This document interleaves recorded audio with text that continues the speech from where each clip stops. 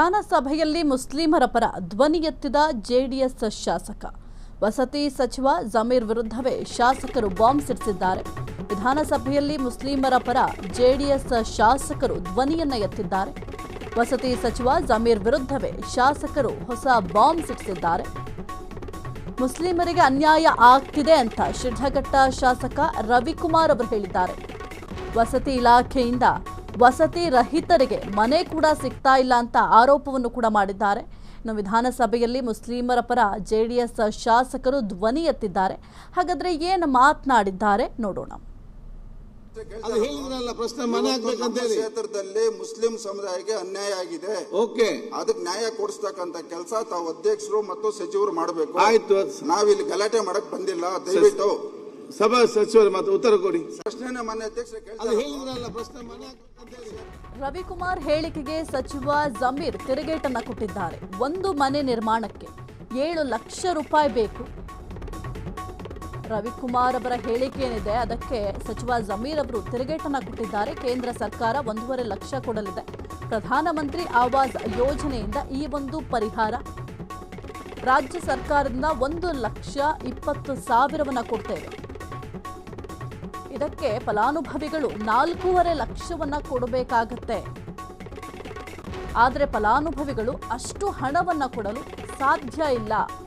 ರವಿಕುಮಾರ್ ಅವರ ಸ್ಟೇಟ್ಮೆಂಟ್ಗೆ ಜಮೀರ್ ತಿರುಗೇಟನ್ನ ಕೊಟ್ಟಿದ್ದಾರೆ. ಹಾಗಾದ್ರೆ ಜಮೀರ್ ಅವರು ಏನು ಮಾತನಾಡಿದ್ದಾರೆ ನೋಡೋಣ. 17-18 ಸ್ಯಾಂಕ್ಷನ್ ಆಯಿತು. ಮನೆಗಳು ಅನ್ಕಂಪ್ಲೀಟ್ ಆಗಲಿಲ್ಲ. ಮನೆಗಳು ಕೊಡಕ್ಕೆ ಸಾಧ್ಯ.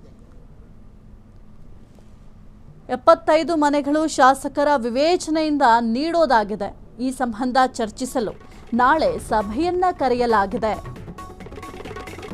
ಸಭೆ ಬನ್ನಿ, ಮಾತುಕತೆ ನಡೆಸೋಣ ಅಂತ ಜಮೀರ್ ಅವರು ಸ್ಟೇಟ್ಮೆಂಟ್ ಕೊಟ್ಟಿದ್ದಾರೆ. ಏನೇ ಒಂದು ಚರ್ಚೆ ಮಾಡಬೇಕು ಅಂತ ಅಂದ್ರು, ನೀವು ಸಭೆಗೆ ಬನ್ನಿ, ಅಲ್ಲಿ ಮಾತನಾಡೋಣ ಅಂತ ಸದ್ಯಕ್ಕೆ ರವಿಕುಮಾರ್ ಅವರ ಸ್ಟೇಟ್ಮೆಂಟ್ಗೆ ಜಮೀರ್ ಅವರು ತಿರುಗೇಟನ್ನ ಕೊಟ್ಟಿದ್ದಾರೆ. ಸದನದಲ್ಲಿ ಜೆಡಿಎಸ್ ಶಾಸಕನಿಗೆ ಜಮೀರ್ ಪಂಥಾಹ್ವಾನವನ್ನ ಕೊಟ್ಟಿದ್ದಾರೆ. ಶಿಡ್ಲಘಟ್ಟಕ್ಕೆ 500 ಮನೆಗಳನ್ನ ಸದ್ಯಕ್ಕೆ ಕೊಟ್ಟಿದ್ದೇವೆ.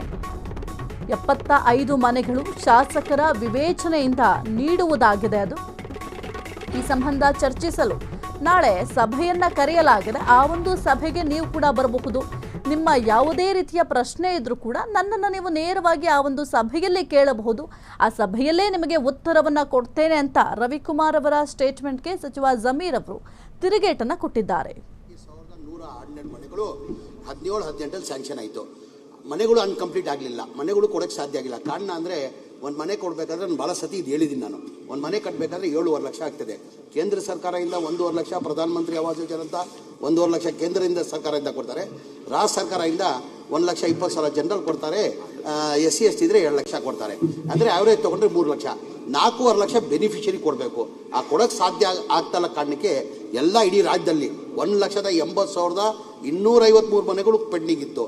ನಾನು ಮಂತ್ರಿ ಆದಮೇಲೆ, ನಮ್ಮ ಸರ್ಕಾರ ಬಂದಾದಮೇಲೆ ಮನೆ ಮುಖ್ಯಮಂತ್ರಿಗಳು ಮನವಿ ಮಾಡಿ, ಇಲ್ಲ ಸರ್ ಬೆನಿಫಿಷರಿ 4 ಲಕ್ಷ ಕೊಡೋಕ್ಕೆ 4.5 ಲಕ್ಷ ಕೊಡೋಕ್ಕೆ ಸಾಧ್ಯ ಆಗಲ್ಲ, ನಾವೇ ಸರ್ಕಾರ ವತಿಯಿಂದ 4 ಲಕ್ಷ ಕೊಟ್ಟು ಮನೆಗಳು ಕಂಪ್ಲೀಟ್ ಮಾಡಬೇಕಾಗ್ತದೆ, ಜನ ಬೀದಿಯಲ್ಲಿದ್ದಾರೆ ಅಂತ ಮನೆ ಮುಖ್ಯಮಂತ್ರಿಗೆ ಮನವಿ ಮಾಡಿದ್ದಕ್ಕೆ ಮನೆ ಮುಖ್ಯಮಂತ್ರಿ ಕ್ಯಾಬಿನೆಟ್ ತಂದು ಅಪ್ರೂವ್ ಮಾಡಿದ್ದಕ್ಕೆ 36,789 ಮನೆ 2025 ಮಾರ್ಚಲ್ಲಿ 36,789 ಮನೆ ಕೊಟ್ವಿ. ಮೊನ್ನೆ ಜನವರಿಯಲ್ಲಿ 20ನೇ ತಾರೀಕಲ್ಲಿ ಹುಬ್ಳಿದಲ್ಲಿ ಕಾರ್ಯಕ್ರಮ ಮಾಡಿ 42,345 ಮನೆ ಕೊಟ್ಟಿದ್ವಿ. ಆಲ್ರೆಡಿ ಇವ್ರನ್ನ 500 ಮನೆಗಳು ಕೊಟ್ಟಿದ್ದೀವಿ. ಇನ್ನು 2012 ಮನೆಗಳು 3ನೇ ಹಂತದಲ್ಲಿ ಕೊಡ್ಬೇಕಂತ ತೀರ್ಮಾನ ಮಾಡಿದ್ದೀವಿ. ಯಾವುದೋ 70 ಮನೆಗಳು ಯಾವುದೋ ಬೇರೆಯವ್ರಿಗೆ ಹೋಗಿದೆ ಅಂತ ತಾವು ಹೇಳ್ತಿರಲ್ಲ, ಅದು ನಾವು ಸೆಲೆಕ್ಷನ್ ಮಾಡಲ್ಲ. ಅದು MLAಗಳು ಮುಂಚೆನೇ ಸೆಲೆಕ್ಷನ್ ಆಗಿರೋದು. ನೀವು ನಾಳೆ ಮೀಟಿಂಗ್ ಫಿಕ್ಸ್ ಮಾಡಿದ್ದೀನಿ. ತಾವು ನನ್ನ ಜೊತೆ ಮಾತಾಡಿದ್ದೀರಾ. ನಾಳೆ ಬನ್ನಿ.